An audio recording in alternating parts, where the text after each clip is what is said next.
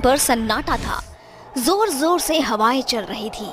तभी railway station पर एक ट्रेन आकर रुकती है जिसमें कई सारे पैसेंजर अंदर बैठे होते हैं कि तभी अंदर से एक औरत अपने पति से कहती है, सुनिए जी, इस स्टेशन पर कोई उतर नहीं रहा है।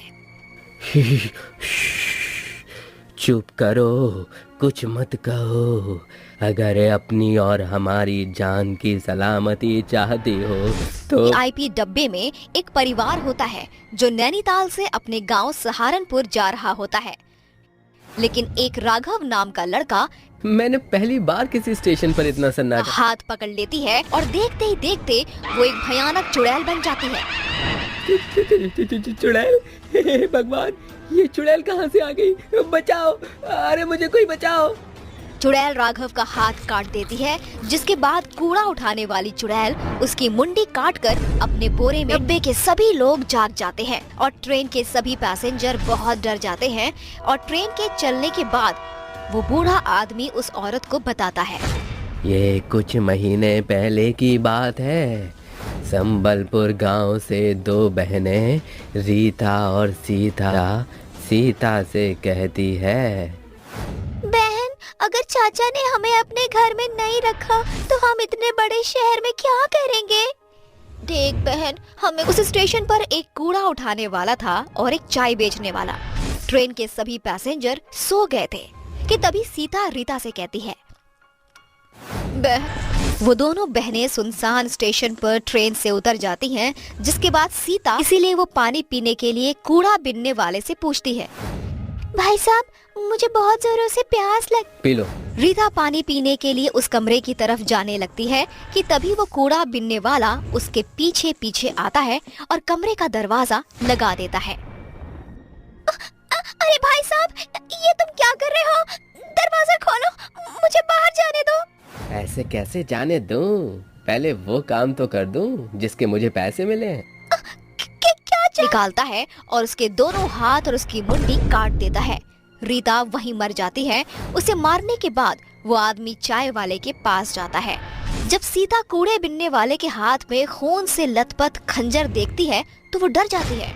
लेकिन तभी पीछे से चाय वाला उसका मुंह, तुमने मेरी बहन को मार दिया। सीता कुछ कहती, इससे पहले उस आदमी ने उसके दोनों हाथ और उसकी मुंडी काट दी। उस दिन दोनों बहनें उन दोनों बहनों की मौत का पता नहीं लगाया। लेकिन उस दिन के बाद वो दोनों बहनें हर एक पैसेंजर के हाथ और उनकी मुंडी काट देती हैं। लेकिन अगर ऐसे ही रहा तो वो दोनों चुड़ैल तो कई लोगों को मार देंगी।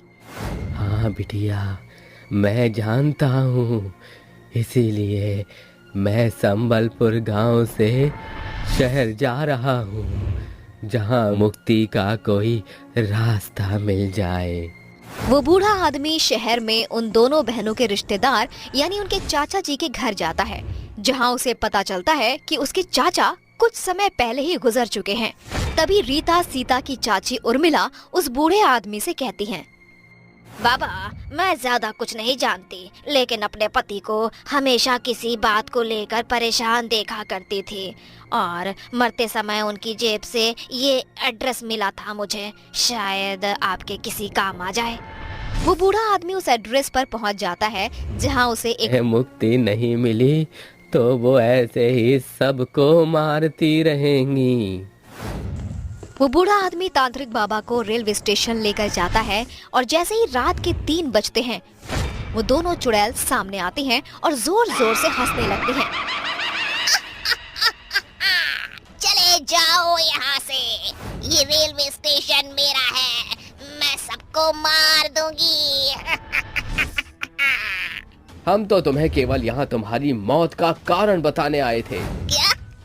हमारी मौत है? जिसे सुनकर वो दोनों रोने लगती हैं। तभी तांत्रिक बाबा उसके चाचा नाथूलाल की आत्मा को बुलाते हैं और इसके बाद नाथूलाल से माफी मांगता है। बिटिया, हमका माफ कर दो, हमसे बहुत बड़ी गलती हो गई। मुझे अपनी गलती का बहुत पछतावा है। जैसे मैं इस दुनिया को छोड़। बात है कि अक्सर अपने ही हमें धोखा देते हैं, लेकिन अब हमारा यहाँ रहना भी ठीक नहीं है। हम दोनों मुक्ति चाहते हैं। तभी तांत्रिक बाबा उन्हें जलने लगती हैं और उन्हें मुक्ति मिल जाती है।